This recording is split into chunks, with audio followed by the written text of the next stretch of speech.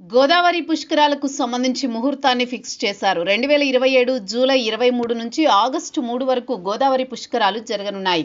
అయితే గత అనుభవాల దృష్ట్యా రాష్ట్ర ప్రభుత్వం ప్రత్యేక ఏర్పాట్లు చేస్తోంది.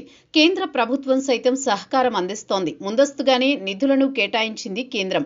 ఇప్పటికే 100 కోట్ల రూపాయలను పుష్కరాల కోసం ప్రకటించింది. తాజాగా రైల్వే శాఖ పుష్కరాలకు వచ్చే భక్తుల సౌకర్యాల కల్పన కోసం రాజమండ్రి రైల్వే స్టేషన్కు 272 కోట్ల రూపాయలు కేటాయిస్తూ నిర్ణయం తీసుకుంది. దేశంలో ప్రధాన ప్రాంతాల నుంచి రైల్వే సర్వీసులను నడపనుంది. కుంభమేళా తరహాలో ఈ గోదావరి పుష్కరాలు ప్రత్యేకత చాటుకున్నాయి. అఖండ గోదావరి పుష్కరాలు 2027 ముసాయిదా యాక్షన్ ప్లాన్ సైతం సిద్ధమైంది. అందరూ ఒకే ఘాట్లో స్నానాలు చేసే అవసరం లేకుండా గోదావరి నదిలో ఎక్కడైనా స్నానాలు చేయొచ్చని ప్రచారం చేయనున్నారు. ప్రస్తుతం ఉన్న 17 ఘాట్లలో రోజుకు 75,11,616 మంది స్నానాలు ఆచరిస్తారని అంచనా వేస్తున్నారు. 2015లో జరిగిన తొక్కిసలాటలో భక్తులు చనిపోయిన సంగతి తెలిసిందే. మరోసారి అటువంటి పరిస్థితి తలెత్తకుండా పటిష్ట ఏర్పాట్లు చేయనున్నారు. ఈసారి పుష్కరాల కోసం 8 కోట్ల మంది భక్తులు వస్తారని అంచనా వేస్తున్నారు.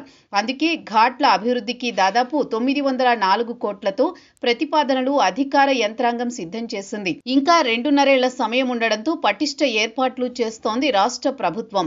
గతంతో పోల్చుకుంటే కేంద్ర ప్రభుత్వం సైతం సంపూర్ణ సహకారం అందిస్తోంది. ప్రస్తుతం రాజమండ్రి రైల్వే స్టేషన్ రూపురేఖలు మార్చే పనిలో పడింది కేంద్ర రైల్వే శాఖ. దేశంలో నలుమూలల నుంచి ప్రత్యేక రైల్వే సర్వీసులు నడపనుంది. అయితే గోదావరి పుష్కరాలకు సంబంధించి ప్రత్యేక అవకాశాన్ని దక్కించుకుంటోంది టీడీపీ ప్రభుత్వం. చివరిగా 2015లో గోదావరి పుష్కరాలు జరిగాయి. అప్పుడు సీఎంగా చంద్రబాబు ఉన్నారు.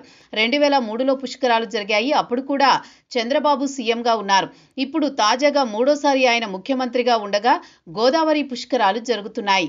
ఇది ఆయనకు అరుదైన గౌరవమే. అయితే గత పుష్కరాలలో జరిగిన విషాద ఘటన పునరావృతం కాకుండా పటిష్ట చర్యలు చేపడుతున్నారు సీఎం చంద్రబాబు.